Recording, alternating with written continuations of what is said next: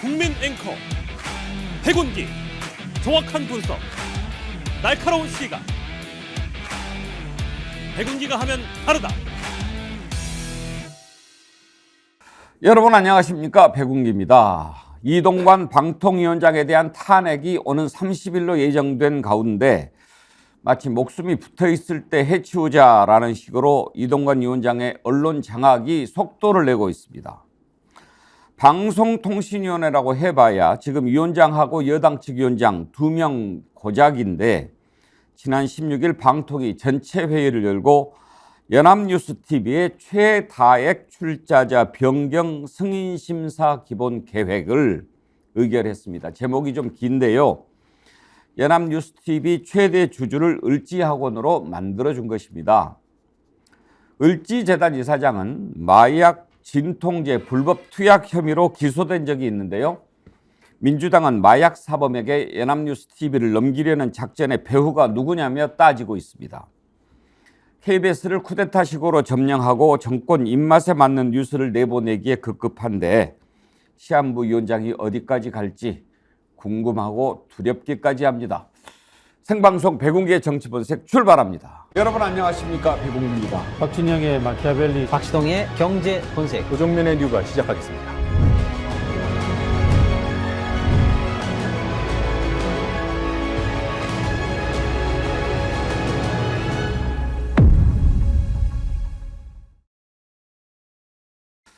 예, 오늘도 여러분과 함께 생방송 백운기의 정치본색 만들어 가겠습니다.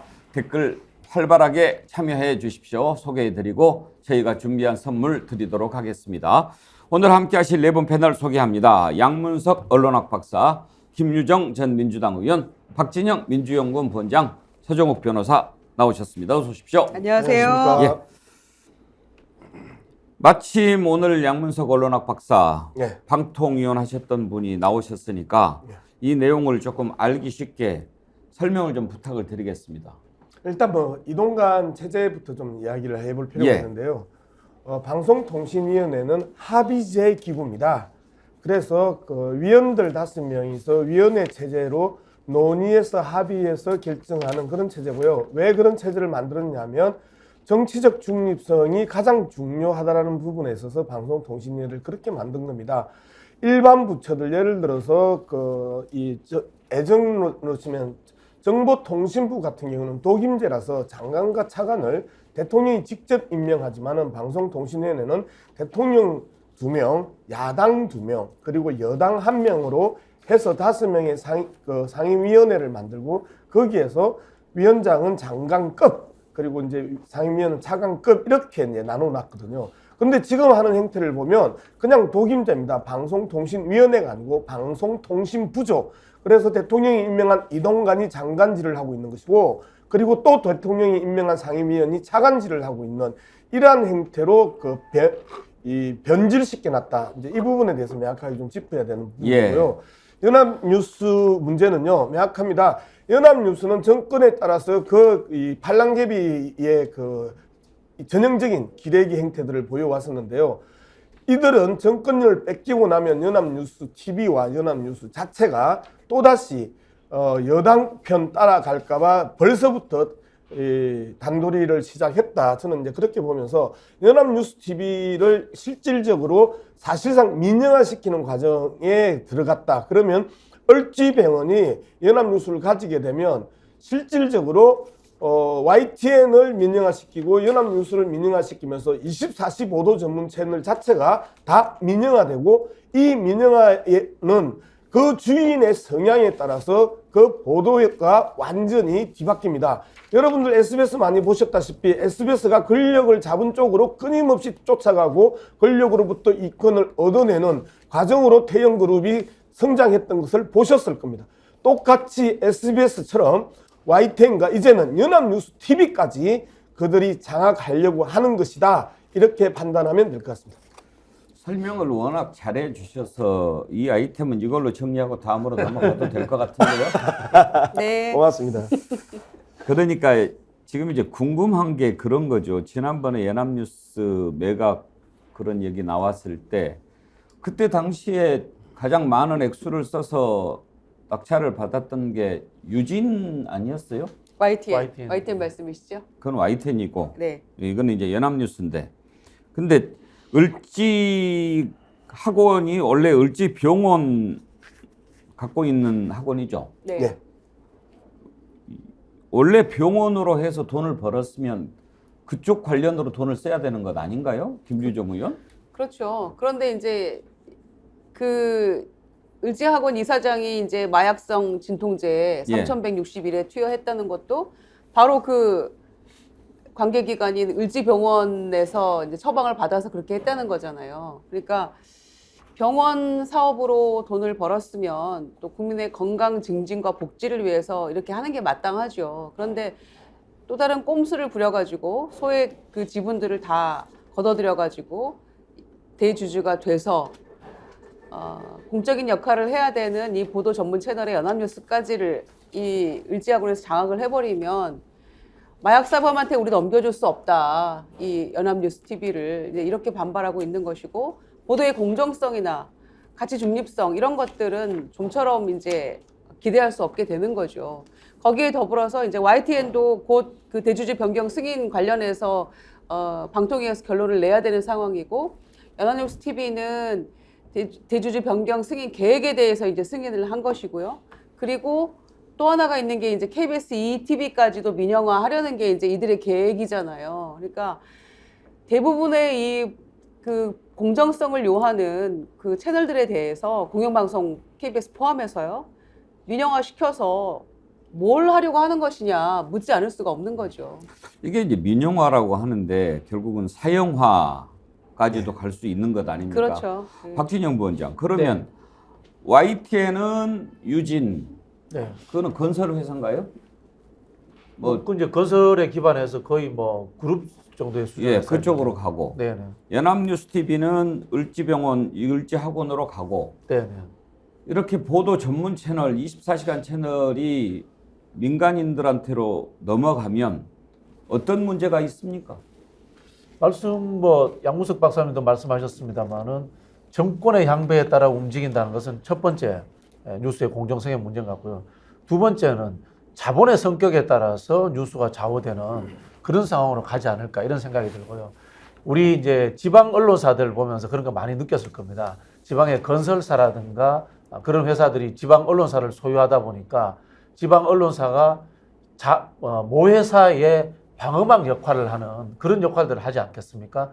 그러다 보니까 한국에서 우리가 과거에 이 재벌들이 언론 소유를 못하도록 막았던 겁니다. 근데 은연중에 이렇게 우회해서 기업들이 언론사를 소유하는 형태로 간다면은 우리가 이야기하는 과거의 정경유착에 이어가지고 언론과 경제계의 유착이 이루어지고 경제계의 권력이 결국은 우리 사회를 완벽하게 지배하는 그런 사회로 돌아가지 않을까라는 우려를 가지게 되는 거죠. 특히 저는 YTN과 연합뉴스 같은 경우는 정부 예산 지원을 받았잖아요. 그런 기관들을 이렇게 민영화를 한다라는 것 자체가 참 이해가 안 됩니다. 아무리 생각해도. 그러니까 이렇게 지금 YTN, 연합뉴스까지 민영화, 사형화 논란이 나오는데 서정욱 변호사는 잘하는 일이라고 보십니까?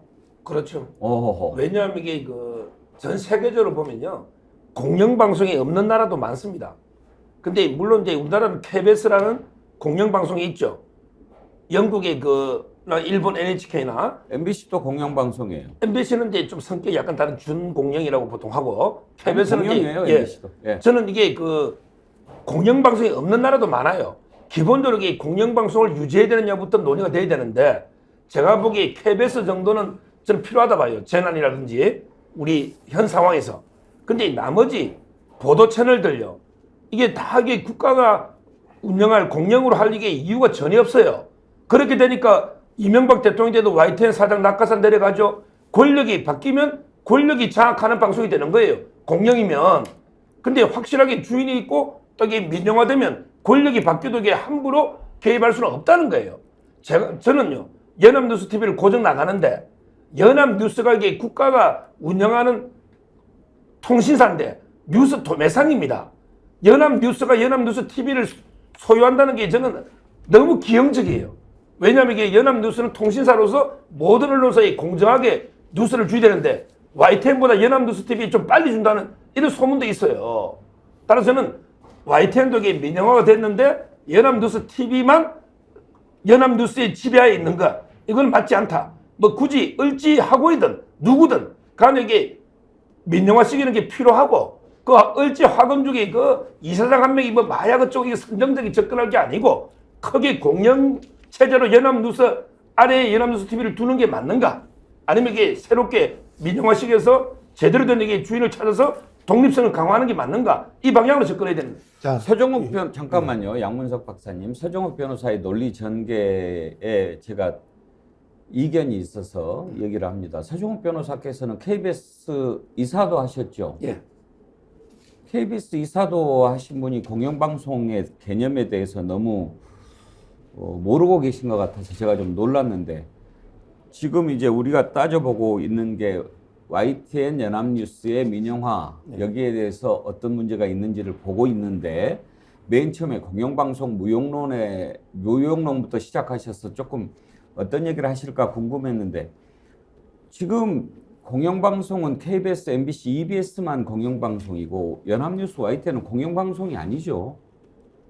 지금 이제 그 연합뉴스 YTN은요, 대주주가 이제 마사이나 그 한전 이쪽에 공기업들이 대주주로 있고요. 그다음에 연합뉴스 TV는 연합뉴스는 게 국가 지원을 받는 통신사입니다. 여기가 대주주니까 국가의 개입이 심했잖아요. 그래서 정권이 바뀔 때마다 방송 장악이 계속됐지 않습니까? 그러니까 이제 공영방송으로 그 논리를 시작하는 것은 좀 맞지 않다는 말씀을 드리는 건데, 그거는 이해가 되시죠? 예. 그리고 연합뉴스는 법으로 연합뉴스 TV의 30% 이상을 소유할 수 없도록 돼 있어요. 예. 그러니까 연합뉴스는 어떻게 해서도 대주주가 될 수가 없고, 이번에 을지학원이 이제 의결이 됐으니까 30점 몇 퍼센트죠? 30.38%. 네. 이제 0.38%포인트 더 많아서 최대 주주가 된 거죠. 예. 그러니까 연합뉴스나 YTN이 이렇게 민영화가 되는 게 바람직하냐? 예. 이 질문이었단 말이에요. 그렇죠. 바람직하다는 그러니까 공영방송 얘기한 것은 전혀 결이 다른 예. 거고, 그다음에 연합뉴스가 최대 주주가 되는 것과 민간 회사가 최대 주주가 되는 것에 어떤 점이 좋고 어떤 점이 나쁘냐, 이게 지금 첫 번째 우리가 다루는 이슈의 초점이다 하는 것을 다시 말씀을 드립니다. 그래서 저는 이제 그렇게 되니까 정권이 바뀔 때마다 방송 장악의 악순환이 계속되는 거예요. 왜냐하면 이게 공기업도 정부의 손아귀에 있잖아요. 그다음에 연합뉴스도 이번에 예산은 확 깎였지만 정부의 영향력 아래 있잖아요. 그러다 보니까 이게 정권이 바뀔 때마다 뭐 사장이든 YTN 사장이든 MB 때 봤잖아요. YTN 사장이든 연합뉴스 TV 사장이든 계속 외풍을 받잖아요. 이게 민영화가 되면 민간 회사가 대주주가 되면 정부나 권력의 영향을 덜 받을 거다, 이 말씀인가요? 예를 들어 TV조선은 조선일보니까 개인 확실하게 사주가 있잖아요. 동아일보도 있고요. 따라서 저는 이렇게 민영화를 시기가 서로에게 완전히 시장 원리 속에서 경쟁하게 만드는 거, 이게 맞아요. 굳이 공영 내지 중공영으로 정부 영향력이 있어봤자 오히려 이게 완전히 뭐 무산일주의에 젖어서, 그렇잖아요. 정부 돈 받아가서 연명하는 이런 방송이 안 되는 거예요. 네. 이제는 완전히 시장에서 자유 경쟁으로 붙어라. 그래서 도태되는 언론사 망하고 뭐 잘되는 언론사 흥하고 이렇게 돼야 되는 거예요. 시장으로 간다. 시장으로 가야죠. 자, 좀 이야기를 합시다. 그 민영화라는 허울 좋은 껍데기를 씌웠는데 사실상 개인 방송사죠, 그죠? 지금 우리나라의 이 사형 방송들이 현재 유튜브하고 크게 다를 바가 없어요. 그거는 뭐 그 좌우파 유튜브하고 그런 유튜브처럼 만들자, 지금 그 이야기잖아요. 그게 독립성이라는 거죠, 그죠? 그게 지금 상식적으로 이야기가 되고 말이 된다고 생각을 하시니까 솔직히 아니잖아요. 그 우리 서변이 그 정도로 이 사형화에 대한 문제에 대해서 그렇게 낭만적으로 이야기할 수 있는 상황은 아니잖아요, 그죠? 자, 명확하게 이야기를 합니다. 연합뉴스 TV는 국가로부터 지원을 받지 않습니다. 연합뉴스만 문화부로부터 연간 300억에서 500억 정도의 지원금을 받고요. 연합뉴스 TV는 스스로 운영하는 회사입니다. 그럼에도 불구하고 연합뉴스가 가지고 있는 기본적인 국가기관 방송사라는 법에 의한 국가기관 방송사라는 성격 때문에 연합뉴스TV가 가능한 한 공정한 방송 패널에 있어서도 4대1, 5대1 이런 식으로가 아니고 2대2 이런 방식으로 계속해서 그 공정성을 유지하려고 노력했던 겁니다. 그게 MBC나 KBS와 마찬가지로 그러한 유지를 하려고 했던 기본적인 성격들은 법에서 규정된 연합뉴스 특별법이 있었기 때문에 가능했던 거였거든요. 그런 부분에 있어서 지금 가장 문제는 뻑하면 공영 영역에 있어서 무사안일 그러는데 도대체 그렇게 무사안일 예를 들어서 한번 해봅시다. KBS와 SBS를 비교를 하나 해봅시다. SBS는 무사안일이 아니고 KBS는 무사안일이면 그러면 SBS가 훨씬 더 많은 영업이익을 내야 되겠죠. 그죠? 그런데 실질적으로 SBS보다 KBS의 영업이익이 더 높아요. 그런 측면에서 보면 아직까지도 예전에 그런 구태의 무사안일이라고 공격을 하면서 KBS, MBC를 공격하는 그러한 그 논리도 잘못됐지만 가장 문제는 아무런 누구로부터도 견제를 받지 않는다라는 겁니다. SBS는. YTN도 연합뉴스도 누구로부터 견제를 받지 않는다라는 거예요. 상당히 좀 이제 깊은 주제가 돼버렸는데 지금 서정옥 변호사 논리는 민영화가 돼서 시장 속에 언론사들을 다 던져 놓으면 그게 더 바람직한 언론 환경이 될 거다 이런 인식을 갖고 계신 것 같습니다. 그러면 지금 이동관 방통위원장이라든지 정부가 추진하고 있는 민영화 작업이 언론사를 정부 입맛에 맞게 하려고 한다라는 야당의 의심과 많은 분들의 의혹이 있는데 그게 아니고 정말 언론 환경을 자율 경쟁 체제로 하기 위한 것이라고 보고 계십니까? 그렇습니다. 바로 그래요. 지금 이게 언론사요. 제가 수치가 이야기할게요. KBS의 보도국의 직원이 700명이에요. TV조선이 70명이에요. 시청률이 TV조선 9시 뉴스가 4, 5% 놉니다. KBS 요즘 이게 시청률 안 놉니다. KBS가 민간 기업이면 벌써 망했어요. 시청자가 외면하는, 국민이 외면하는 방송신문은 망해야 됩니다. 이게 냉정한 시장 논리예요. 저는 지금까지 이게 뭐 공영이든 중공영이든 하여튼 정부 지원받아가면서 권력의 앞잡이가 된 이 언론들요. 확실하게 저는 시장 원리에 따라서 퇴출되거나 민영화시켜야 된다. 그게 큰 방향이에요. 예를 들어서 그러면 EBS도 없애야 되겠네. 그죠? EBS나 KBS 정도는 제가 공영, 우리 특수 때문에 왜 KBS는 재난방송 또 전쟁이 났을 때 전쟁이라든지 이런 부분이 있으니까 KBS 정도만 공영을 두고 EBS는 이게 교육 목적이 있으니 저는 YTN이나 연합뉴스TV나 이게 공영으로 둘 이유가 없잖아요. 잠깐만요. 이걸 민영화시켜도 아무 문제 없잖아요. 지금 방금 전에 KBS 시청률 얘기하시면서 수치를 예를 들은 거고 자, 국민으로부터 외면받는다고 이야기를 했었잖아요. 그러면 EBS가 시청률이 1%가 안 나옵니다. 평균 그 0.7에서 0.8 정도 나옵니다. 국민으로부터 외면받는 이런 EBS는 없애버려야지 그러면. 그리고 지금 KBS 보도국이 700명, 그 다음에 어디 TV조선 70명. 자, 기본적인 이 채널 두 개에 가지고 있는 프로그램들이 얼마나 많이 차이가 납니까? 지금 그 서정욱 변호사가 자꾸 이야기하는 부분은 KBS 9시 뉴스와 TV조선의 그 이 9시 뉴스 이것만 가지고 비교를 하는데요. KBS의 수많은 보도국 기자들이 다양한 그 프로그램들을 다 감당하고 있잖아요. 그죠? 근데 TV조선은 보도 관련 프로그램들이 뉴스 빼고 거의 없어요. 그죠? 그리고 뉴스가 오전 뉴스부터 저녁 뉴스까지 계속해서 몇 가지 바뀌는 거 빼고 크게 보도 관련 프로그램이 없단 말이에요.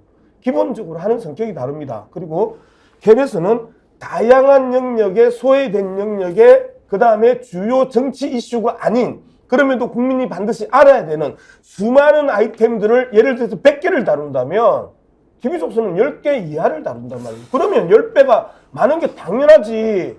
그걸 갖다가 시장에서 계속 판단해라. 시장에서 판단해서 시장에서 안 보면 그거 없애라. 그러면 그 시장에서 배제됐던 그 수많은 국민들은 그 모든 정보로부터 그리고 그 모든 분노로부터 다 소외당하라는 거 아니에요. 그래서 공영방송이 있는 거예요. 지금 서정옥 변호사 말씀하시는데 이런 지적이 왔습니다. 김민수 님이요. 공적 기능에 대한 이해가 전혀 없군요. 왜 전기나 수도 등을 공기업으로 운영하는지 생각해 보셨으면 합니다. 그러는데 이제 공영방송의 존재 이유는 좀 다른 문제로 생각을 해봅시다. 지금 우리가 얘기해 보고자 하는 것은 이렇게 민영화로 가는 것이 서종욱 변호사 말씀하신 대로 정말 시장 경제 체제로 다 언론 환경을 만들어 놓고 국민들 사랑받는 데는 살고 그렇지 않은 데는 망해라, 이런 차원인지, 아니면 이 정부가 입맛에 맞게끔 언론 환경을 만들려고 하는 것인지, 거기에 대해서 지금 우리가 논의를 하고 있는 거거든요. KBS 시청률을 얘기하셨는데 KBS 시청률이 TV조선한테 밀릴 때도 있고 그랬겠죠. 그러면 지금 원하는 박민 사장을 앉혀놓은 뒤에 시청률과 그 전에 시청률 차이는 혹시 비교를 해보셨습니까? 지금 이제 뭐 임명된 지 며칠 안 돼가지고 제가 그거는 모르겠는데요. 제가 아까도 말했지만 EBS하고 KBS 정도만 공영으로 남겨두고 필요하니, 그 다음에 YTN이나 연합뉴스TV나 이런 보도 채널을 굳이 공영으로 남겨둘 이유가 없다, 이 말씀 드렸고, 그 다음에 KBS는 제가 사정을 잘 알잖아요.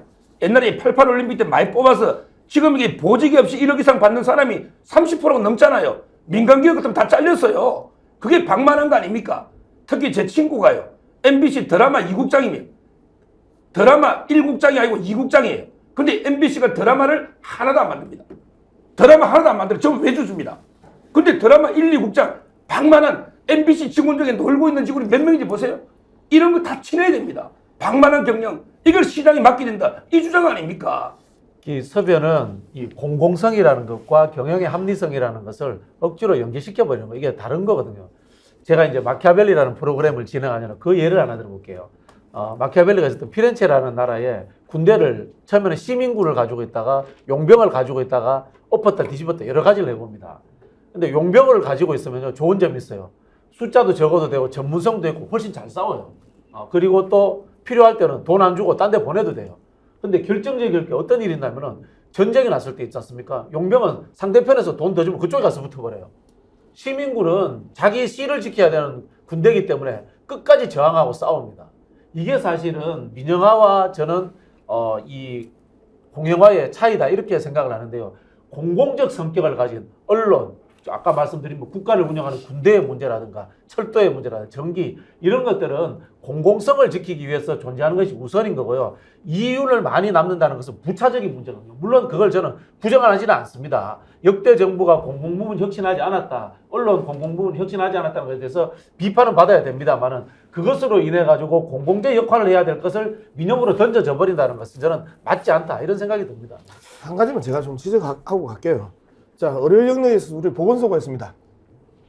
보건소 계속해서 적자입니다. 끊임없이 돈만 쓰는 적자입니다.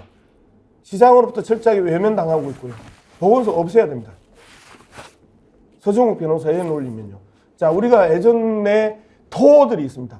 그들이 대부분 사병을 가지고 있었습니다. 그래서 언제든지 봉건영주들은 중앙 권력을 잡아먹을 수 있는 힘을 호시탐탐 만듭니다. 그래서 그 사병을 가지고 있습니다. 그 당시의 권력은 사병을 몇 명이나 가지고 있고 얼마나 큰 개인적 군대를 가지고 있느냐에 따라서 권력의 힘이 달라졌으면요. 지금은 제4권력이라고 하는 언론을 가지고 있느냐 안 가지고 있느냐에 따라서 그 권력이 달라집니다. 태영건설, 정말 저 밑에 보이지도 않는 30대도 안 들던 그 건설회사가 우리나라 굴지의 건설사로 올라선 거는요, SBS라는 든든한 권력을 가지고 있었기 때문에 SBS가 태영그룹을 만들어내는 겁니다. 지금 계속해서 이야기하는 이러한 사병화, 사영화, 이런 것들을 기분 좋게 퉁퉁 말아서 민영화라고 표현하면서 계속해서 그 권력의 속성들을 계속 숨기는 거거든요. 자, 사병을 만들어주자! 이 이야기가 지금 서종욱 변호사의 이야기입니다. 보건소 없애야지! 시장으로부터 완전히 외면받고 있는데, 없는 사람들이나 가는데, 대부분 무료인데, 왜 보건소를 유지해야 돼?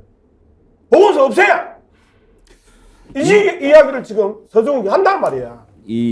정부가 왜 이렇게 하는지 국민들은 다 알 겁니다. 서종욱 변호사도 이제 본인의 생각이 그러니까 그렇게 얘기하시겠지만, 자, 그러면 이런 부분 한번 좀 생각해 보지요. 공영방송이 왜 필요한가? 만약에 모든 언론 환경 방송 채널을 시장에다가 다 맡겨놓고 시청률 높은 데는 살아남고 안 보면은 죽어라 라고 한다면 어떻게 될까요?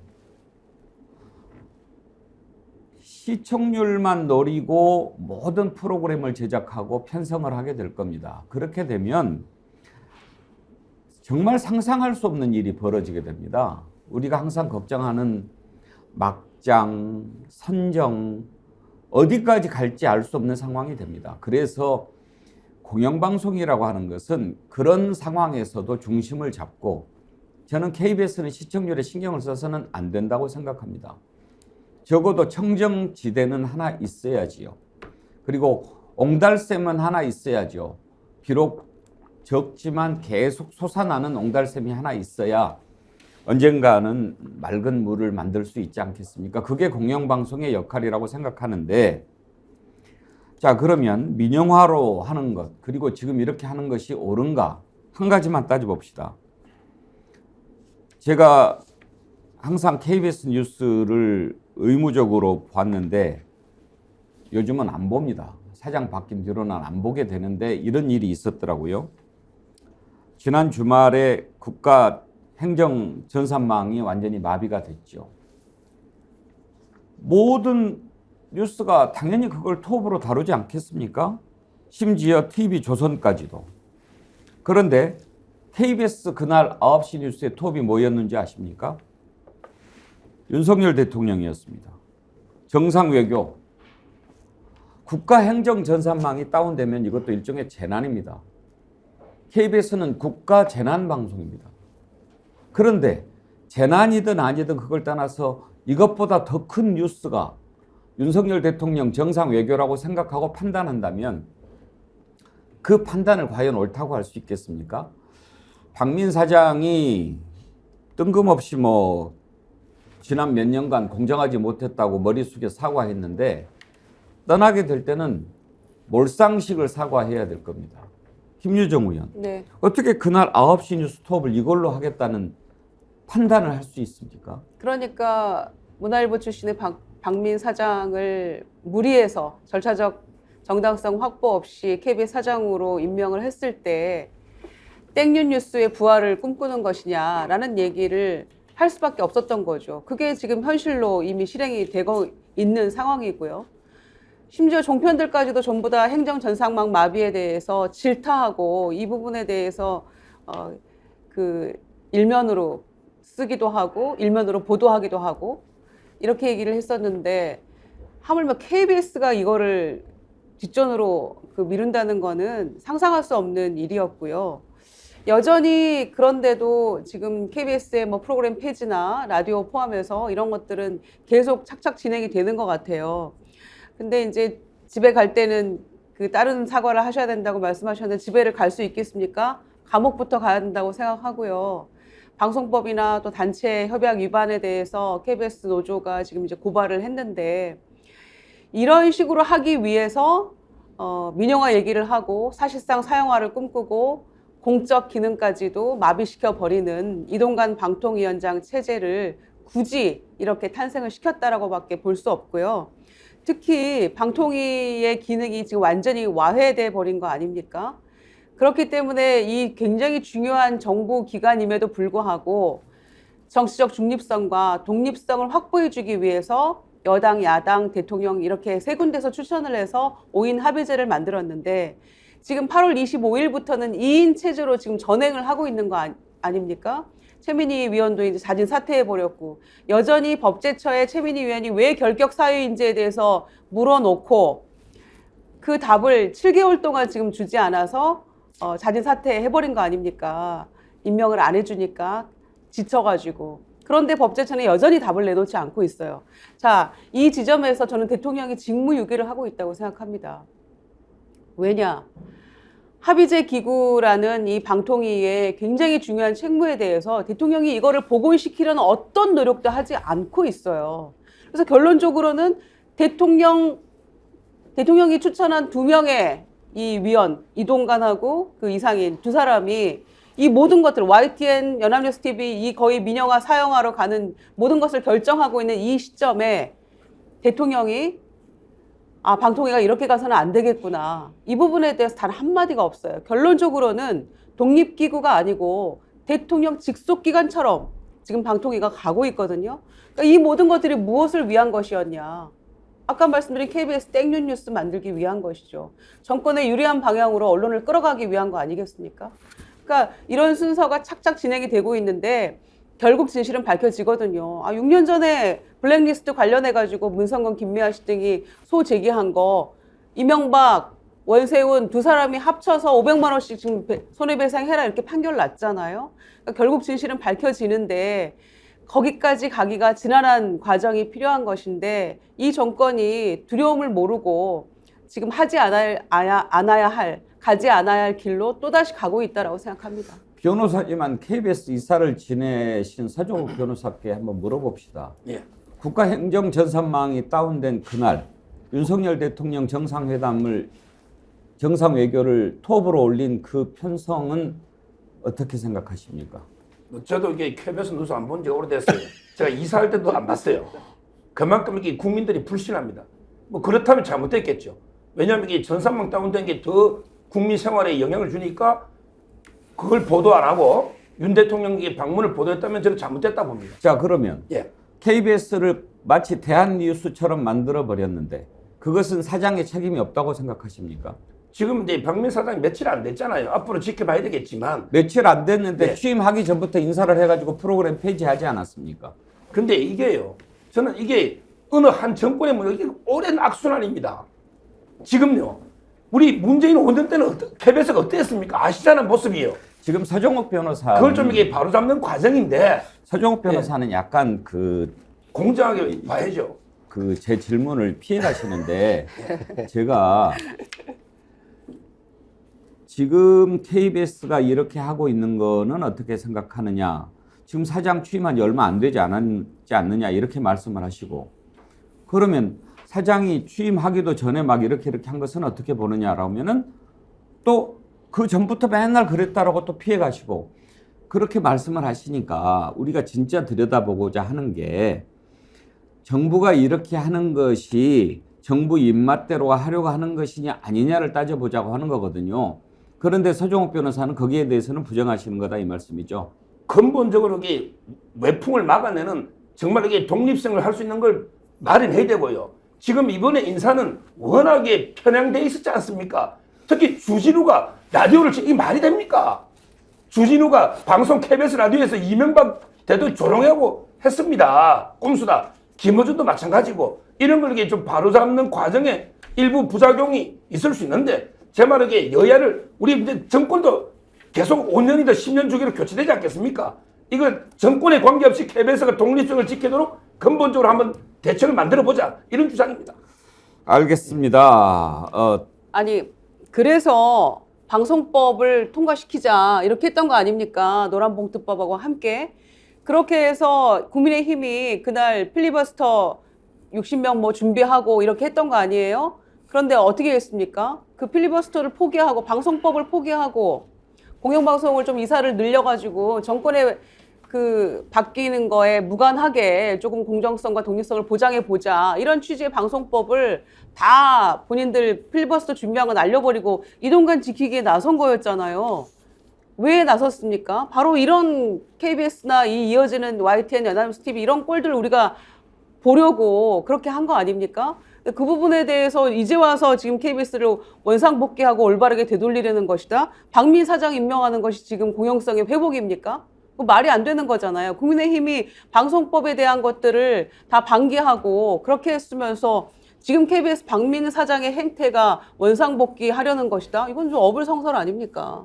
그런데 방송법 만들었으면요. 문재인 대통령도 거부권 행사했을 겁니다. 지금 이게 제가 방송법 개정을 추진하는 분들 만나봤더니 전부 이게 문재인 대통령 욕합니다. 그때 왜 통과 안 시키냐 말이에요. 그러게요. 그때 통과시켰어야죠. 그러니까 전부 문재인 대통령 욕합니다. 왜? 예. 본인이 임명하기 위해서 그때는 본인이 다 임명해 누리고 안 하다가 이제 정권 바뀌니까 윤석열을 임명하면 안 된다. 그럼 이게 문재인 대통령은 다 사장 임명 안 했습니까?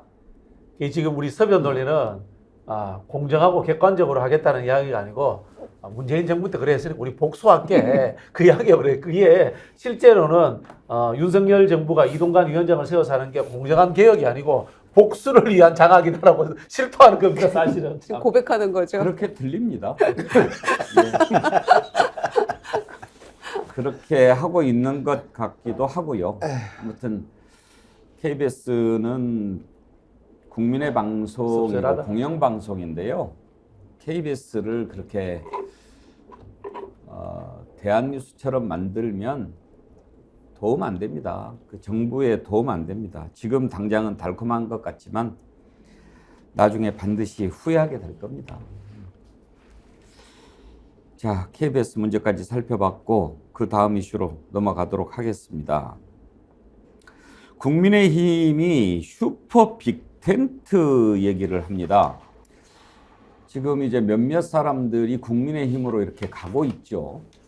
조정훈 시대전환 의원이 합쳐서 들어왔고, 그리고 지금 이제 민주당 탈당해서 이 정부에서 반도체 특위위원장을 맡고 있는 양향자 의원, 그리고 계속해서 이재명 대표를 비판했던 민주당의 이상민 의원까지도 지금 이제 국민의힘 쪽에 이렇게 한 발을 걸쳐놓은 모습입니다. 민요한 위원장 만나서 혁신 강연도 한다고 하고요. 또 그쪽이 나를 환영해 준다면 갈 용의도 있다 이런 얘기도 하더라고요. 이런 사람들이 들어온다고 해서 빅텐트가 되는지는 모르겠습니다만 아무튼 총선을 앞두고 지금 신당도 만든다고 하고 여러 가지 변화가 생기는데 국민의힘이 슈퍼 빅텐트 만들어서 다 모으겠다라고 합니다. 이 내용 한번 짚어보도록 하죠. 김기현 대표 슈퍼 빅텐트 얘기를 들어볼까요? 우리 국민의힘은 나라의 발전적 미래를 고민하는 모든 분들과 함께 슈퍼 빅텐트를 치겠습니다. 보수적 인사의 영입 못지않게 많은 국민의 의견을 대변하는 각계각층의 인물들을 모시는 것 역시 중요합니다. 부정부패 정당이 되어 개딸들에게 휘둘리는 지금의 민주당에게 나라의 미래를 맡길 수 없다는 양심을 지키는 분들이 민주당에 비록 소수나마 있다는 점도 유의 깊게 보고 있습니다. 지금 가장 관심을 모으는 사람이 민주당 이상민 의원입니다. 진작부터 이재명 대표 비판을 많이 했는데 글쎄요, 그런 목소리를 내는 거 좋았는데 이제 정남이가 떨어졌다 그러면서 국민의힘에 갈 수도 있다는 얘기를 하더라고요. 한번 들어볼까요? 지금 더불어민주당이 이재명 사당, 개딸당으로 전락되어 있기 때문에 여기서 제가 할 수 있는 공간이나 뜻을 펼칠 수 있는 여유는 전혀 없다. 오히려 숨막힐 지경이다.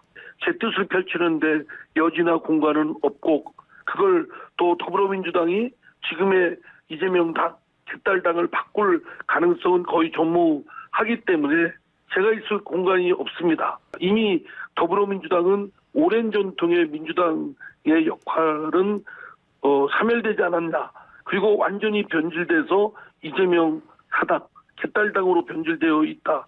이런 상황 속에서 어떻게 할 것이냐는 사실 말보다는 행동이 더 필요할 때라고 생각됩니다. 그러면서 이제 국민의힘에 갈 수도 있다라는 뉘앙스의 말도 했는데 양문석 박사 어떻게 생각하십니까? 예고됐던 부분인데요. 지금 이상민이 그 원칙과 상식인지 공정과 상식인지 지금 더불어민주당의 이원욱, 조홍천, 윤영찬 등이 지금 꾸리고 있는 그 부분에 안 들어간 부분을 봤었을 땐 본인이 처음에 시작했다가 결국 안 들어갔잖아요. 그러면 이제 본인은 탈당하겠다고 이제 생각을 하는데요. 지금 땅기현 대표가 오래간만에 이 스포트라이트를 받았습니다. 그런데 민주당 내에서 양심적인 세력이라고 표현하고 소신의 세력이라고 표현했던 사람들의 특징을 제가 좀 설명을 해야 되는데요. 자, 이상민 같은 경우에는 지금 유성에서 기본적으로 여론조사 꼴찌 수준에 지금 있기 때문에 결국은 국힘당으로 갈 가능성이 높다. 김종민 논산에서 황명선 하고 지금 경쟁 중에 있는데 더블 스코어 나고 있습니다. 이원욱, 화성에서 진석범하고 더블 스코어 나고 있습니다. 그 다음에 윤영찬, 대구 성남에서 현근택하고 붙어서 지금 큰 지지율 차로 지고 있습니다. 이런 사람들이 당내에서 당내 경선을 이길 자신이 없기 때문에 끊임없이 저런 민주당을 안에서 공격하는 사람들이에요. 그리고 결국은 자기들이 탈당의 명분을 만들고 있는 부분이다라는 부분을 명확하게 하고요. 이상민, 제발 좀 빨리 가세요. 정말 힘들어요, 당신 때문에. 왜 국민들한테 스트레스를, 민주당 지지자들한테 스트레스를 줘. 개딸 양문석이었습니다. 당신이 이야기하는 그 개딸. 박진영 본장 보시기에 이상민 의원 국민의힘 갈 것 같습니까? 원래 가고 싶어 하셨던 분이에요. 아, 그래요? 예, 제가 이제 학교에 첫 수업했을 때 우리 은사가 그 이야기 하시더라고요. 교수는 학생 탓하면 안 된다. 대통령은 국민 탓하면 안 된다.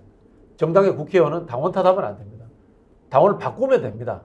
이 이야기는 확대해서 가면 이렇게 됩니다. 대한민국 국민들이 검찰 독재자 윤석열을 다 찍었고 이직들이 많아서 살기 불편해가지고 나는 대한민국 떠나서 일본 갈래. 일본 국민 할래. 이런 이야기로 들리는 겁니다. 국민의 뜻은 때로는 왜곡되기도 하고 당원의 뜻은 때로는 왜곡되기도 하지만요. 그 사람들이 당의 주인이고 국가의 주인입니다. 그 사람들이 마음에 안 들면요. 자기는 그 자리에서 대표로서 자리하면 안 되는 겁니다. 저는 그 말씀을 드리고 싶고요. 좀 김기현 대표 이야기를 좀 드려야 될 것 같은데 슈퍼 빅 텐트도 좋고 홈플러스 텐트도 좋고 이마트 텐트도 좋은데 중요한 것은 이 지금 국정이 개판인 상황에 주범이 누구냐 하는 겁니다. 결국은 윤석열 대통령과 그 주위에 있는 사람들 아니겠습니까? 그분들을 먼저 개혁하고 빅텐트를 치든지 천막을 치든지 제발 좀 본질이 무엇인지 혁신 대상의 첫 번째가 누구인지 그것을 먼저 좀 정하셨으면 좋겠어요. 서정 변호사 슈퍼 빅텐트 서정 변호사 아이디어입니까? 아닙니다. 저는 지금요 우리나라의 그 가장 해로운 3핵이 있다 봐요. 3핵. 예. 첫째가 북핵. 예. 북핵. 김정은. 그다음에 민주당의 탄핵. 그리고 이제 이준석의 윤핵관 프레임. 윤핵관이 해롭다는 게 아니고 그 프레임이 고약합니다.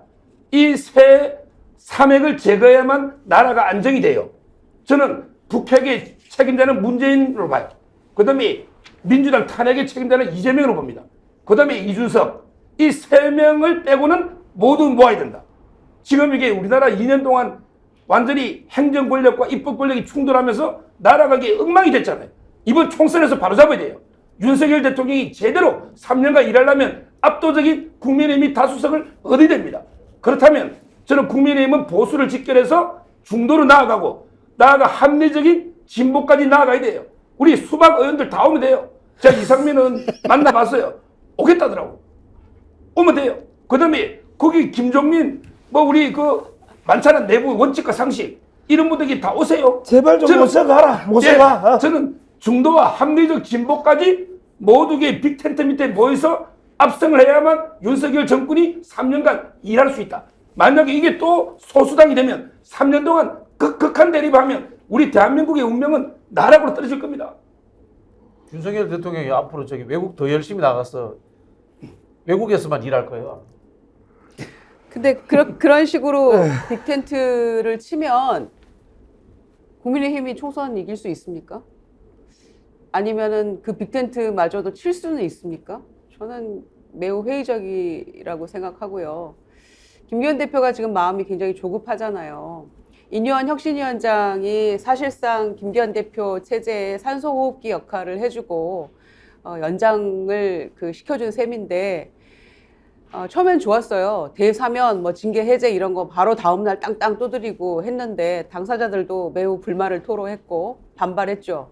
그리고 이어지는 것들 다 제대로 되는 거 하나도 없잖아요. 그런데 가만 보니까 인요한 혁신위원장하고 둘이 손잡고 붕짜자 붕짜 하는 줄 알았는데 알고 보니까 안 나오면 쳐들어간다. 이 부분에 나도 포함이 돼 있었던 거잖아요. 김기현 대표가. 그러니까 김포 신도시도 막 서울 편입시킨다고 던져놓고 그러다가 이제 빅텐트 얘기도 하고 하는데 이준석 전 대표 얘기가 맞는 거 아니겠습니까? 본인들도 껴안지 못하면서 이준석이나 유승민이나 이런 분들도 함께하지 못하면서 무슨 빅텐트를 어디다 치겠다는 것이냐. 이거 일면 맞는 말이라고 생각해요. 그래서 그렇게 다 끌어모아 봤자 결론적으로 윤석열 대통령의 본질이 변하지 않는 이상 굉장히 이 빅텐트를 어디에 치든지 간에 어떤 사이즈의 텐트를 치든지 간에 그거는 무용지물이 될 것이다. 그리고 결론적으로는 그런 텐트를 칠 수도 없을 것이다 생각합니다. 예, 슈퍼 빅텐트 얘기가 나오는데 이준석 전 대표 당내 비주류 인사하고도 화합하지 못해놓고 무슨 슈퍼 빅텐트냐 이렇게 비판을 하더군요. 한번 들어볼까요? 가까운 게요. 빅텐트를 치려 그러면은 그 사람의 삶이 빅텐트와 닿아 있어야 되는 겁니다. 김기현 대표의 대표직이 상징하는 것은 무엇이냐면은 당내의 비주류 인사와도 화합하지 못해가지고 몽둥이 찜질하고 내쫓은 다음에 어디다 빅텐트를 펼치겠다는 거냐. 나경원과도 화합 못하고 안철수와도 화합 못하고 유승민과도 화합 못하고 이준석과도 화합 못하는 사람이 어디 가서 빅텐트를 친다는 말입니까? 박진영 부원장, 지금 국민의힘이 꿈꾸는 슈퍼 빅텐트의 모습은 뭘까요? 위장이죠, 위장. 결국은 저는 국민의힘이 이준석 대표를 비롯하여 유승민 등이 탈당할 가능성이 있기 때문에 민주당도 분열시키겠다라는 전략. 또 한편으로는 제3지대에서 정당을 만들겠다는 사람들을 흡수해서 우리가 민주당을 역으로 포위하고 있다라는 그런 하나의 프레임을 만들고 있다고 하는 전략이다. 저는 그렇게 보여집니다. 그 부분에 대해서 제가 좀 말씀드리는데요. 아까 땅기현 대표께서 이야기하시는 내용을 쭉 들어보면 이제 민주당 내부를 흔들겠다라고 지적했던 박진영 원장의 말이 맞거든요. 그런데 문제는 정말 상황 판단도 안 되고 정세 판단도 안 되고 그리고 상대당에 대한 기본적인 지피지기가 전혀 안 되고 있다. 이제 그렇게 분석할 수 있어요. 왜? 더불어민주당에서 을 향해서 돌을 하나 던졌는데 그 돌이 돌인가 안 그러면 구원의 손길인가 이런 부분이 있습니다. 지금 더불어민주당 내에서 원칙과 상식인가 그런 사람들을 데리고 나가고 빼 나가는 것은 더불어민주당이 정말 단일 대우를 만들 수 있는 정말 천금 같은 선물이거든요.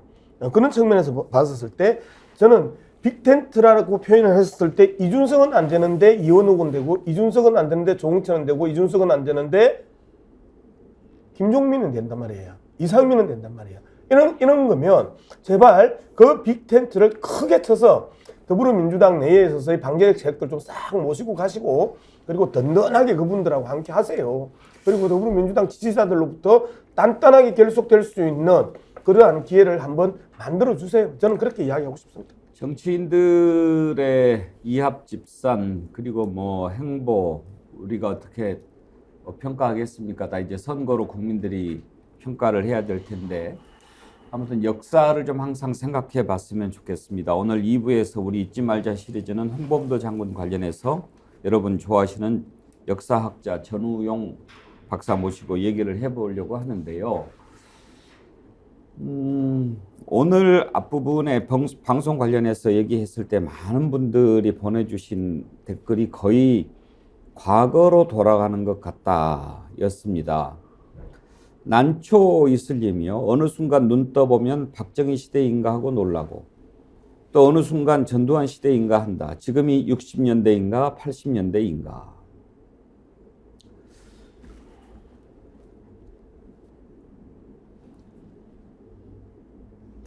타기님, 우리나라 정부는 초인류 기술을 가지고 있습니다. 세계 어느 나라도 만들지 못한 타임머신 만들어서 전두환 시대로 돌려놓았으니 말입니다. 땡윤 뉴스 보고 생각하시는 것 같고요. 지금 이렇게 거꾸로 가는 그런 세상이 됐는데 과연 어떤 인식을 가지고 이렇게들 하는지 한번 우리가 잘 생각을 해봐야 되겠습니다.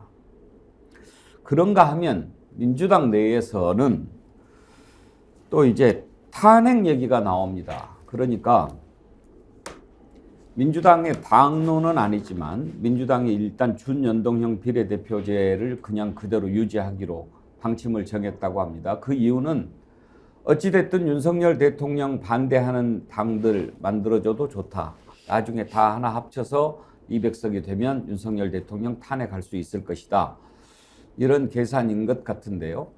이런 것도 좀 전략적으로 잘 접근하면 좋겠는데 좀 돌출 발언들이 나오면서 정리가 좀 아직은 안 돼 있는 것 같습니다. 여기에 대해서는 어떻게 생각하는지 여러분들과 한번 생각해 보고 싶은데요.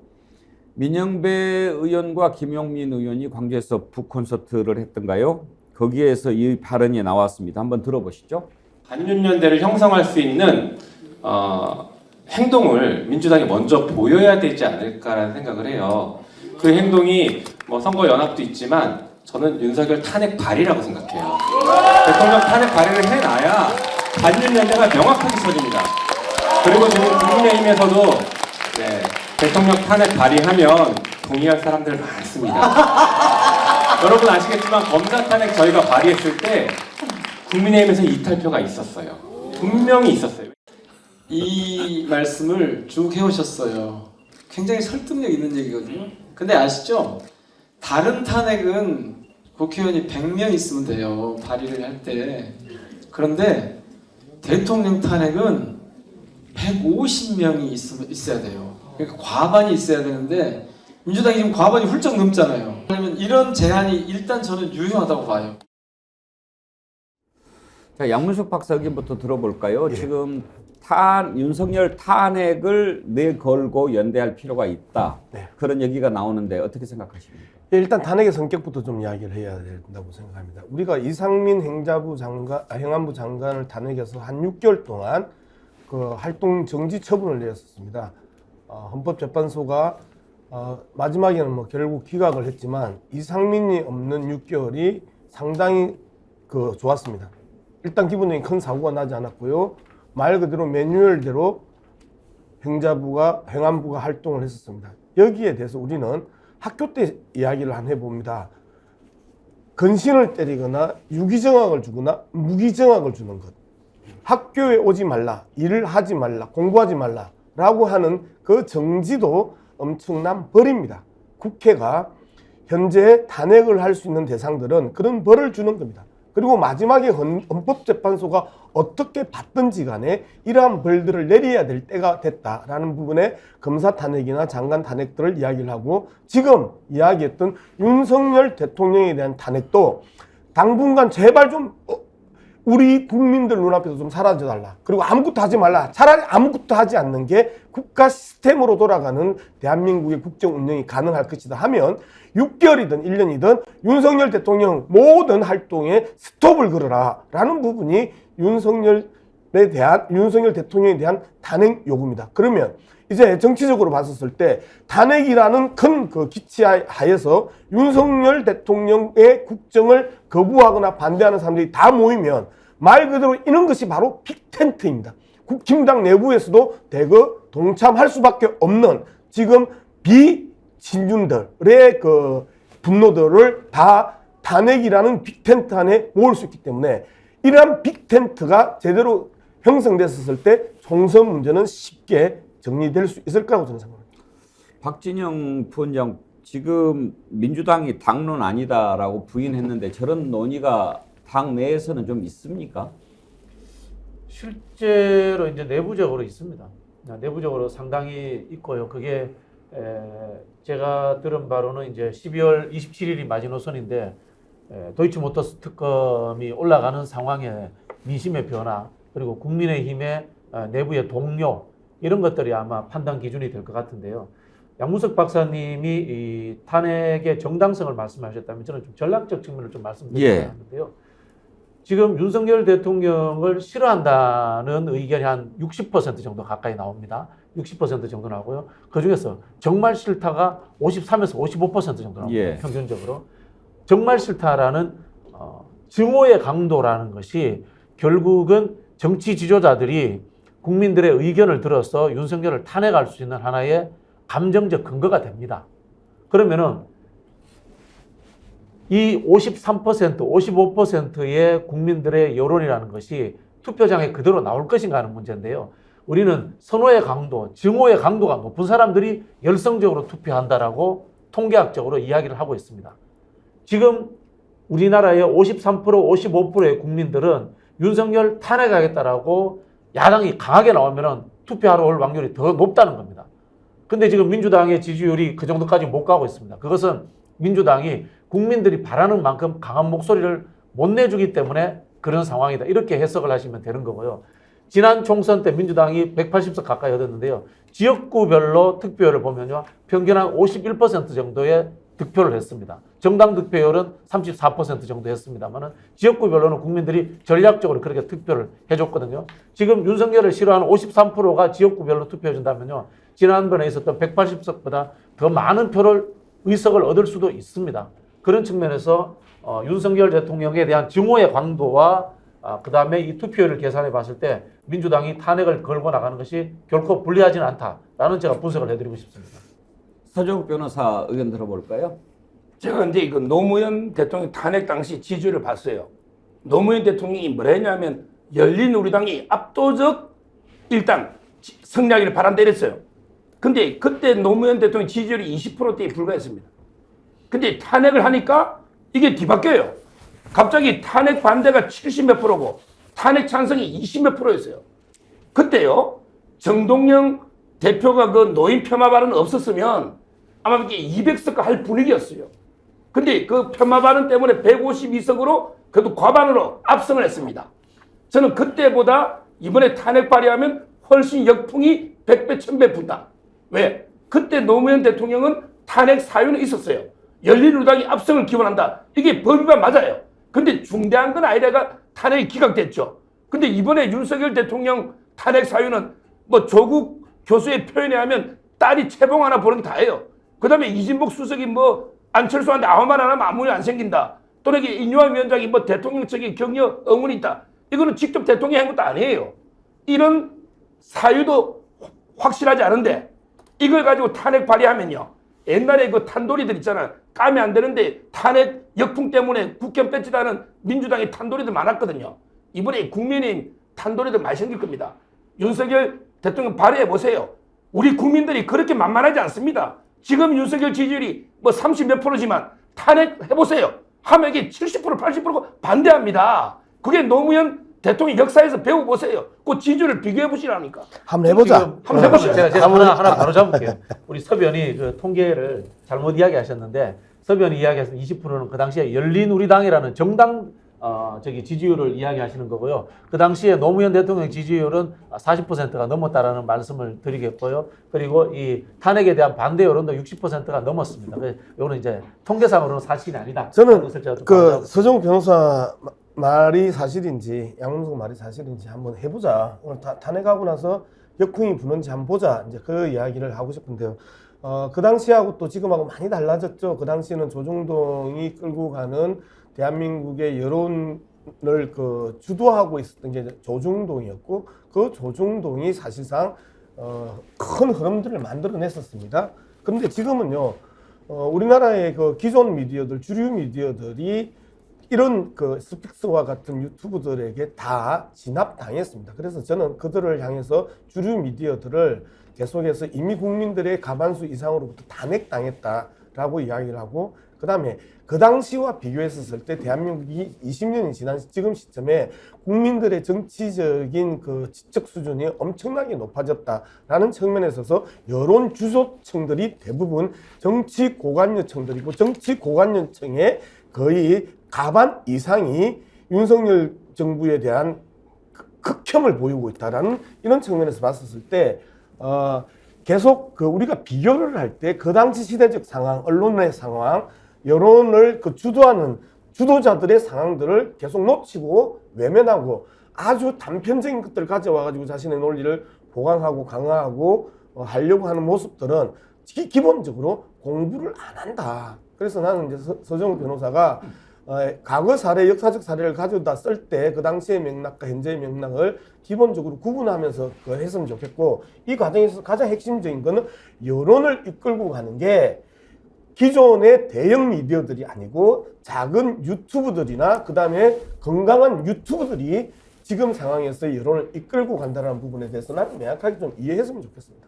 이재명을 죽이려고 그렇게 목숨 걸고 기존 미디어들이 때렸음에도 불구하고 여전히 민주당 지지율이 50% 전후가 나오고 건재하고 있는 이재명을 쳐다보면서 기존 미디어들이 이미 탄핵당했다고 이야기를 해도 그 말귀가 무슨 뜻인지 못 알아듣는 그 서정욱 변호사와 그 서정욱 변호사들의 무리들을 보고 안타깝다. 저는 그렇게 생각합니다. 준연동형 비례대표제를 유지하기로 한 것, 이것은 옳은 건지 맞는 건지 이 부분은 좀 논외로 하고 이제 기회가 되면 한번 따져보기로 하고, 이제 김유정 의원 반윤 연대로 선거 연합을 하겠다. 그러니까 이제 윤석열 탄핵이라고 하는 부분에 대해서 공감하는 그런 세력들을 모아서 선거를 치르면 선거 끝나고 나서 그런 일을 할 수도 있고, 이제 그런 차원인데, 이제 오늘 보면은 물론 보수 매체는 물론이고 경향신문도 사설 제목을 이번엔 윤 대통령도 탄핵하자는 민주당 자중하라 이렇게 제목을 뽑았어요. 사설 내용도 그렇고요. 중앙일보는 아예 이성 잃은 민주강경파 이렇게 비난을 했는데, 제가 보기에는 그렇습니다. 국민들은 심리적 탄핵 상태다 이런 얘기를 한 적이 있는데, 분명히 뭐 석탄당 나오면 찍겠다라고 하는 사람들이 많이 있으니까. 근데 이제 그런 부분 아닌가 싶어요. 그걸 총선 전략으로 지금 내세우는 것이 너네들 현명하냐 이런 그 걱정 뭐 이런 게 좀 보이지 않습니까? 예, 저도 아침에 이제 경향신문 사설도 읽고 했는데요. 그런 것 같습니다. 그러니까 그 말이 100번 맞다 치더라도 지금 민주당 지도부에서 거리 두기를 하고 있잖아요.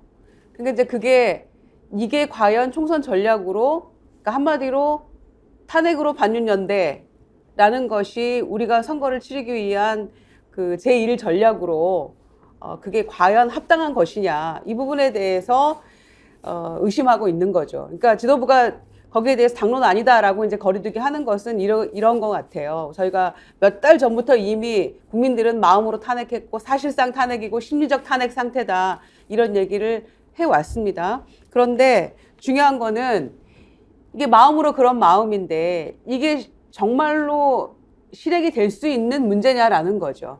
법적으로 헌법적으로 정말 이 위법 상태여서 실제로 이게 가능한 것이냐에 대해서 질문하고 있다고 저는 생각합니다. 예. 비근한 예로 이상민 장관에 대해서 우리가 길 가다가 희생당한 우리 젊은이들을 생각하면 이상민 탄핵 너무나 마땅한 일이라고 생각했는데 안 됐잖아요. 그러니까 그런 걸 보면서 정말로 숙성이 되고 모든 것들이 딱 떨어지고 실제로 가능할 때 그런 얘기들을 지도부는 저는 하고 있다고 생각하고요. 그런 점에서 섣불리 이런 얘기를 그거 맞다, 당론이다 이렇게 얘기 안 하고 있는 거라고 생각합니다. 그래서 저희는 그런 것들을 그 의원들이 얘기는 할 수 있다고 생각해요. 그리고 민주당 안에서 이런 얘기들이 부글부글 일어나고 있구나라는 것들을 국민들은 알고 계실 거라고 생각해요. 그러나 지도부가 이거는 전략적 선택이라고 저는 생각합니다. 선택과 집중인 것인데 보세요. 저희가 장관들 숱하게 지금 탄핵 얘기했지만 박진 장관 뭐 언제 탄핵 했었나 이런 얘기 하잖아요. 그러니까 저희가 탄핵이 아니라 그때는 이제 해임 건의안 이런 거였죠. 그런데도 그냥 아무 일 없던 것처럼 다 잊어버리고 지나가고 있잖아요. 그리고 돌아왔고, 그리고 그런 상황들이 지금 이제 이동관 탄핵, 그다음에 검사 탄핵, 그리고 이제 대통령 탄핵 이렇게 이어지고 있는 건데, 그래서 선택과 집중을 하자는 얘기입니다. 이동관 탄핵을 저는 반드시 해야 된다고 생각해요. 이건 본보기로라도 반드시 해야 되는 것이고, 대통령 탄핵에 이르러서는 우리가 심리적 탄핵 상태를 계속 총선 때까지 유지해 가면서 국민들에게 동의를 구하자, 이런 마음이 아닌가 싶어요. 지금 지도부의 생각은. 그런데 이거를 딱 내놓고 탄핵 발의도 하고 뭐도 하자 이렇게 했을 때는 그게 현실적으로 정말 가능한 것이냐에 대해서 저는 물을 거라고 생각합니다. 그러면 거기에 대해서 답을 줄 수 있나요? 법적으로, 헌법적으로 어떤 것들을 딱딱 집어서 이게 위법이고 위헌이기 때문에 우리가 이길 수 있다라고 저는 답을 못하기 때문에 지금은 숙성 과정에 있는 거라고 저는 생각해요. 그래서 지도부가 당론 맞습니다, 우리 발의할 겁니다, 이렇게 얘기 못하는 거라고 생각해요. 그거는 한동훈 장관에 대해서도 탄핵 못하고 있잖아요. 지금 발의 못하고 있잖아요. 그것과 마찬가지라고 저는 생각합니다. 예, 뭐 좀 제가 이제 김유정 의원하고 논쟁을 좀 해야 되는 시점인데요.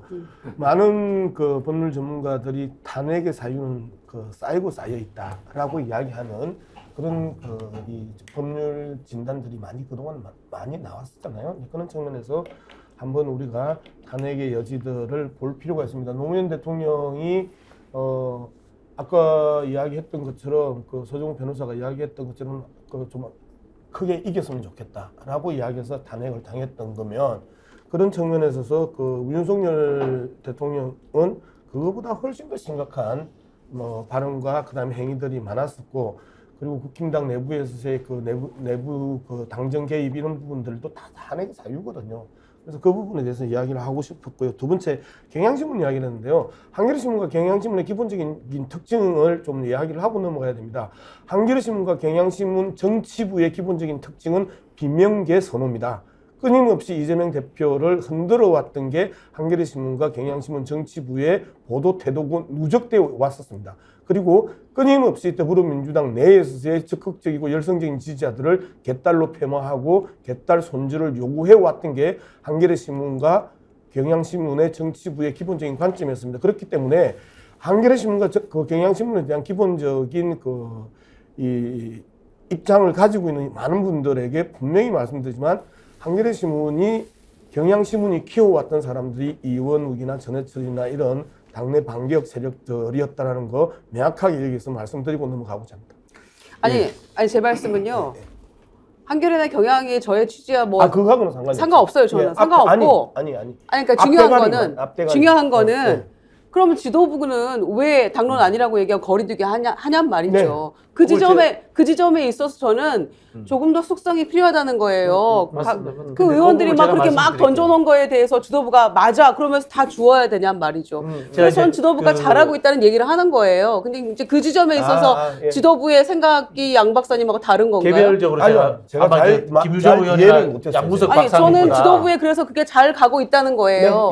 마음 심리적 탄핵 상태를 유지하면서 숙성 과정이 필요하다는 것이 지도부의 생각이 아니냐라는 거죠. 저는 이제 오해했던 게 탄핵의 사유에 대해서 부족하다라고 하는 이야기만 제가 그 부분도 좀 더 모아야죠. 왜냐하면 이상민 탄핵도 우리가 100% 가능하다 이거 다 법률가들 자문 받아 보니까 가능했다라고 민주당에서 계속 얘기하면서 우리가 실행에 옮겼던 건데 결국은 안 돼서 너무 허탈했잖아요. 그러니까 제발 하지 말아야 된다는 거죠. 탄핵에 대해서 계속해서 반복하지 말아야 되는 거죠. 그 부분에 대해서는 쟁점이 있는데요. 분명히 그냥 말씀 들어볼게요. 아니요, 제가 이 부분만 이야기 좀 할게요.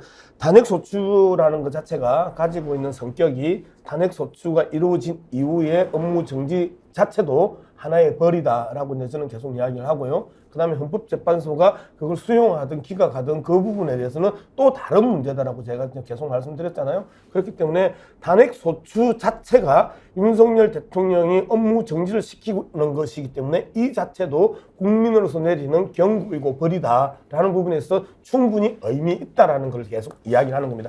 이상민 허무하지 않았어요. 이상민의 6개월은 행안부가 국가 시스템, 행안부의 기본 시스템으로 기본적인 활동들을 했고 역할들을 했었습니다. 그리고 6개월 동안 이상민을 안 봤었잖아요. 제가 이제 두 분보다 민주당 지도부를 좀 자주 보는 편이잖아요. 그래서 말씀을 드리자면 민주당 지도부의 개별 그 구성원들은 속마음으로 다 윤석열 탄핵하고 싶어해요. 탄핵하고 싶어해요. 근데 민주당에 이제 구성하고 있는 이 탄핵의 법률적 주체인 국회의원들이 다수파가 탄핵에 대해서 내용도 잘 모르고 그만큼 좀 결기가 없어요. 그런 부분들이 있는데요. 저는 이제 이 부분에서 두 분들이 했던 논쟁에 대해서 좀 비판도 하고 싶은데 이 우리 제도권적 시각이에요. 제도권적 시각이라는 게 법률적으로 국회의원 머릿수로 탄핵이 가능할까라는 것만 우리가 자꾸 검토한다면요. 사실은 국민들의 감정적 측면인 것과 괴리되는 측면들이 존재하고 있습니다. 저는 정치와 정당이라는 조직의 본연의 의무에 대해서 한번 말씀드리고 싶은데요. 정치라는 것은 국민들에게 희망을 줘야 됩니다. 지금 다수의 국민들에게 가장 큰 희망은 윤석열 보기 싫다예요. 윤석열 없어지는 게 가장 큰 희망이에요. 거기에 대해서 법률적 제도적으로 우리가 완벽하게 자신감과 프로세스를 밝히지 못하더라도 감정적인 측면으로서도 국민들의 감정과 같이 호흡해 준다는 측면에서 저는 탄핵 이야기를 당론으로는 못 꺼내더라도 돌출반으로도 자주 나와서 민주당이 그런 의무로 가고 있다는 것을 보여줘야 된다는 생각이 들고요. 그리고 정당 정치라는 측면에서 정당이라고 하는 것은 자기 지지층들의 이해와 목소리에 대해서 더 강하게 이야기해 줘야 됩니다. 지금 윤석열 대통령을 53%, 55%가 죽도록 싫어한다는 것은 민주당 구성원의 대다수는 윤석열 없어졌으면 좋겠다는 이야기를 하고 있는 거예요. 그런 측면에서는 제도적 측면이 아니라 국민 감정적 측면, 그 다음에 국민들의 여론을 모으는 측면에서라도 탄핵 이야기는 자주 나와야 된다. 이 말씀 드리고 싶습니다. 제가 여기 10초만 예. 보세요. 한동훈 장관이 그랬잖아요. 탄핵 언급하기 전에 민주당 내부에서 이 의견이나 제대로 수립 안 하고 그냥 뭐 일개 국회의원이나 단발성으로 막 탄핵 주장하지 말고 제대로 민주당에서부터 의견을 취합해서 일관된 의견으로 나와라 이 말씀을 드리고 오늘 패널 보세요. 민주당 패널 3분도 의견 일치가 안 되고 있잖아요. 이게 현실이에요. 그거 잘못된 거 아닙니다. 의견 일치가 의견 일치 안 됐다고 안 잘못된 건 됐다고 아니고요. 이야기하면 안 돼요. 왜 그러냐면 아, 사실상 같은 예, 얘기 아니었어요? 같은 이야기였어요. 같은 얘기 아니었어요? 제가 그 이야기 서변 검사 탄핵이요. 한 4개월 걸렸거든요. 검사 탄핵 100명의 그 발의를 모으는데 민주당 내에서 한 60명에서 계속해서 40명을 못 붙여가지고 검사 탄핵이 아주 길어졌습니다. 왜? 민주당 내부에 그 정도로 반격 세력이 많은 거예요. 그리고 거기에서 역풍 운운하면서 중도층의 역풍 운운하면서 주저 했던 사람들이 많았던 거예요. 그런데 강서구청장 선거 이후에 국민들의 명확한 민심들을 읽기 시작하면서 검사 탄핵이 탄력을 붙었던 거거든요. 그렇기 때문에 민주당 걱정을 하지 마세요. 자, 윤석열 대통령 탄핵을 내걸고 총선을 치르는 것 어떻게 생각하는지 이것은 다음에 한번 따로 시간을 잡아서 논의해 보도록 하겠습니다. 오늘 이 정도 하겠고요. GKBTSK님, 민주당은 진짜 국민과 나라를 생각하는 사람들로 다시 채워야 한다. 이재명 대표와 함께 국민을 위해 정치를 하고 자기 이권만 생각하는 사람들은 따로 나가서 모이세요. 당원들이 뽑은 대표를 무시하고 뭐가 그리 구린 게 있는지 정말 싸워야 할 곳에는 아무 말도 못하고 숨죽이고 있으면서 오로지 당 대표만 물고 늘어지는 사람들은 민주당에 맞지 않습니다. 이런 의견 주셨고요.